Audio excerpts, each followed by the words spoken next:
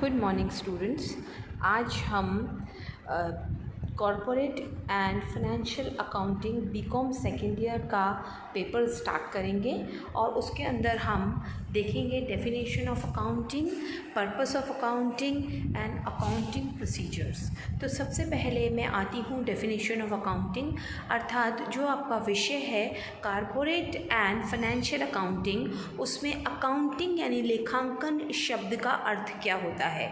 तो देखिए, लेखांकन शब्द वैसे आप लोगों के लिए कॉमर्स का स्टूडेंट होने के नाते चिरपरिचित वर्ड है, लेकिन फिर भी हम अकाउंटिंग को यदि लेखांकन को एक सार के रूप में देखना चाहें तो हम समझ सकते हैं कि लेखांकन एक ऐसी प्रक्रिया है जिसके अंतर्गत हम समस्त मौद्रिक गतिविधियों का एक सारांश बनाते हैं।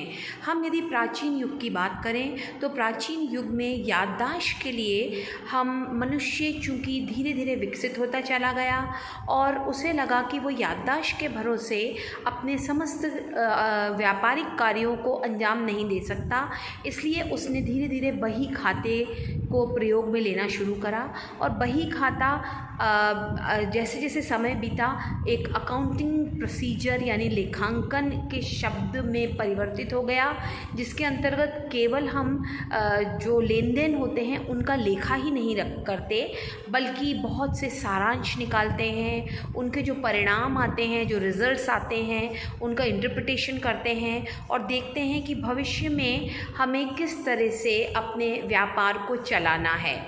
तो इस तरह से हमें समझ आया कि अकाउंटिंग एक ऐसा प्रोसीजर है, लेखांकन एक ऐसा तरीका है जिससे कि हम अपने समस्त बही खातों को और समस्त लेखों जोखों को जो कि व्यवसाय से संबंध रखते हैं को एक जगह एकत्रित करते हैं और फिर सारांश के रूप में उनकी व्याख्या करके उस व्यापार में भविष्य में क्या होना चाहिए और इस वर्ष उस व्यापार ने कितना लाभ कमाया है या कितनी हानि हुई है, इसकी भी जानकारी हासिल करते हैं। तो जब हमें अब ये समझ आ गया कि अकाउंटिंग का यानी लेखांकन का अर्थ क्या है, तो अब हमें आगे चलना चाहिए सेकंड पॉइंट पे अपने, जो कि आपको दिख रहा है पर्पस ऑफ अकाउंटिंग, यानी कि लेखांकन के उद्देश्य क्या होते हैं। तो लेखांकन के उद्देश्यों को हम निम्न 5 भागों में बांट सकते हैं। पहला आपको नज़र आ रहा है आर्थिक क्रियाओं के परिणामों की जानकारी,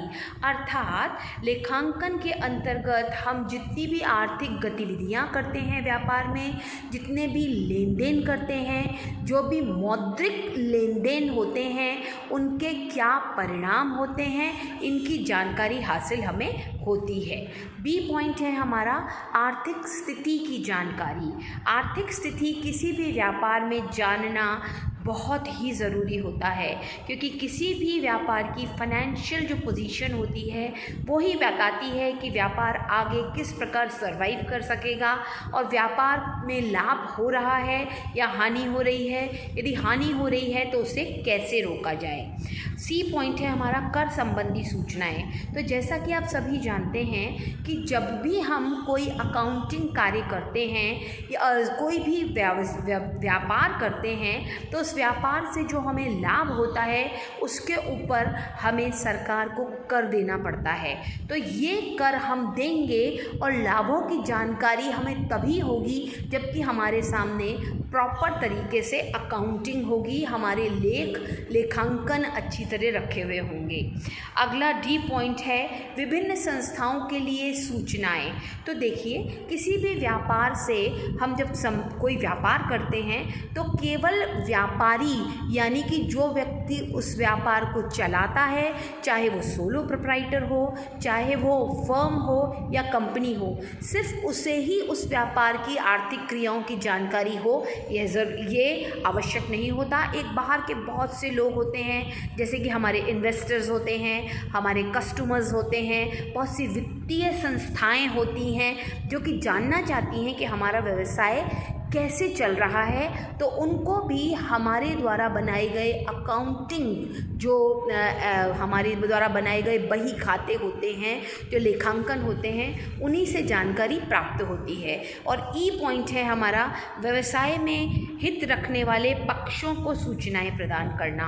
तो देखिए, व्यवसाय में हित रखने वाले पक्ष मेनली कौन से होते हैं? एक तो वो पक्ष जो कि व्यवसाय को पैसा उधार देते हैं, यानी कि बैंक्स हो गए या कहीं और किसी और तरीके से यदि हम लोन्स लेते हैं, और इसके अलावा कस्टमर्स होते हैं जो कि व्यवसाय में हित रखते हैं। इसके अलावा सरकार भी व्यवसाय में हित रखती है कि जो व्यवसाय हम भारत देश के नागरिक होने के नाते अपने देश में चला रहे हैं, हमारी सरकार जानना चाहेगी कि उस व्यवसाय के पक्ष और विपक्ष क्या क्या हैं, उस व्यवसाय से हम कितने लोगों को रोजगार दे रहे हैं, वो व्यवसाय लीगल तरीके से हम कर रहे हैं अथवा नहीं कर रहे हैं।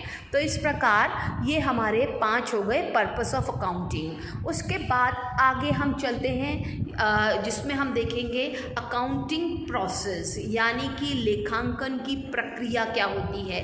लेखांकन की प्रक्रिया एक एक करके सीढ़ी दर सीढ़ी चलती है, जिसके अंतर्गत पहला है लेन देनों का लेखांकन करना।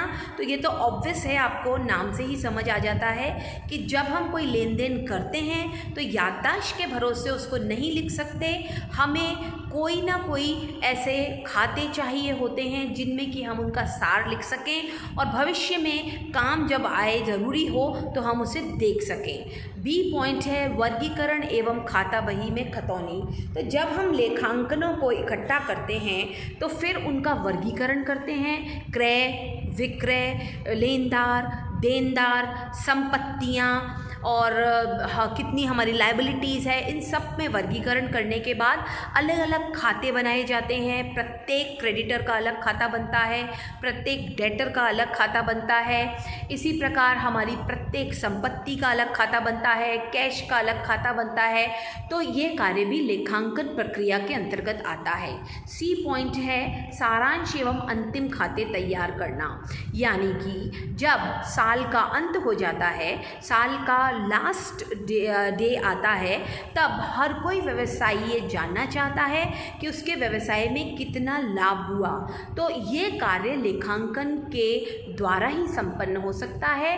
अंतिम खाते तैयार करके, यानी ट्रेडिंग अकाउंट बना के, प्रॉफिट एंड लॉस अकाउंट बना के और बैलेंस शीट बनाकर हम ये जानते हैं कि हमारे व्यापार में कितना सकल लाभ हुआ, कितना शुद्ध लाभ हुआ और हमारे व्यवसाय की संपत्तियां कौन कौन सी हैं। और आखिरी डी पॉइंट है परिणामों की व्याख्या करना, अर्थात व्यवसाय में जो भी साल भर में कार्य चले, उनके लेखांकन हुए, उनके वर्गीकरण हुए, अंतिम खाते तैयार हुए, तो इन सब के क्या परिणाम निकले, भविष्य में हमें अपने व्यवसाय को किस प्रकार चलाना है, कहाँ हमारी कमी रह गई, कहाँ हमें अच्छी तरह से वापस कार्य करना है, कौन कौन से नए प्रोडक्ट्स हम मार्केट में निकाल सकते हैं, कहाँ कहाँ हमें कर्मचारियों को बढ़ाना है, कहाँ कहाँ हमें कर्मचारियों को किसी प्रकार की ट्रेनिंग्स देनी है। ये सब परिणामों की व्याख्या भी हम अकाउंटिंग प्रोसीजर के अंदर ही कर पाते हैं। इस प्रकार आज हमने अपने subject account corporate and financial accounting का एक स्टार्टिंग देखी, जिसके अंतर्गत हमने उसकी डेफिनेशन देखी, पर्पस ऑफ अकाउंटिंग देखा और अकाउंटिंग प्रोसेस देखा।